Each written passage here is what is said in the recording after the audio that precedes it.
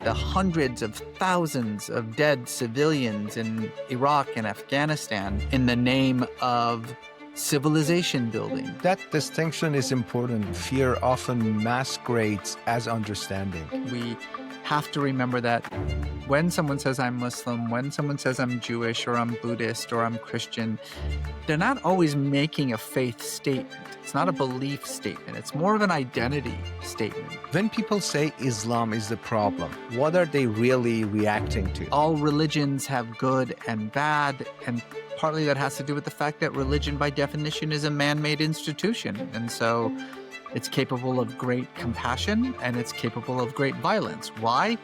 Not because of the religion, but because it's made by human beings. I believe power is uncomfortable to confront, especially when it hides behind scared language. Particularly when you're in the fields of religion and politics, these are very passionate subjects. People take them very, very seriously. And you know, I've had 2 decades of attacks and death threats, both to me and to my wife, my children. And, you know, I'm not going to pretend that that was easy to deal with and you just kind of brush it off and keep going. Do you agree that misunderstanding has real consequences, not just intellectual ones? I say I'm a scholar of religions and they hear priest.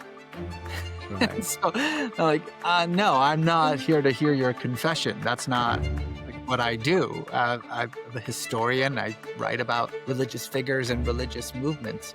In academia, you know, you're not allowed to achieve popular success. If you're successful and popular, then by definition, that means you're not a real scholar. A real scholar is someone whose book only sells 12 copies. A storyteller whose work has shaped how millions of people understand Islam, Christianity, and deeper human need for meaning. Religion is part of the human experience because it offers a ready-made way of talking about things that are difficult to talk about, to express things that are inexpressible. Very few books stay in print for 2 decades, unless they keep answering questions people are still asking. When you study religion, you have no choice but to study art and music and dance and archaeology and anthropology and sociology and literature and history. That kind of self-awareness only comes with time.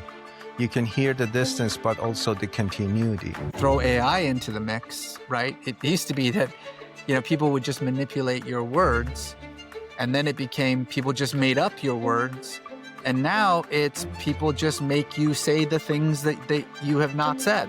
And so how do you function in the public world like that? One of your core ideas is that religion is never just about belief. It's about power, identity, and belonging. What we often end up doing is creating an imaginary other that we use in order to have a kind of negative pole, a mirror, if you will, so that we can define who we aren't. Someone feels lost between belief, doubt, and meaning.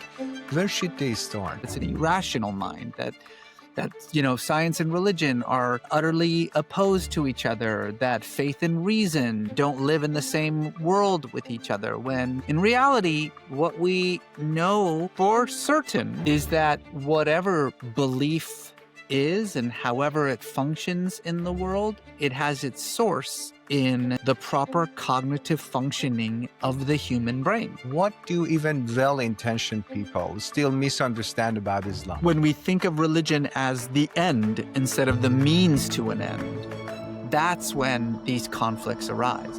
The biggest message that I wanted to express from this book is that Islam is not different. It's not unique. It's not extraordinary. It's just like every other religion in the world. And so I think if that message comes across, then I've done my job.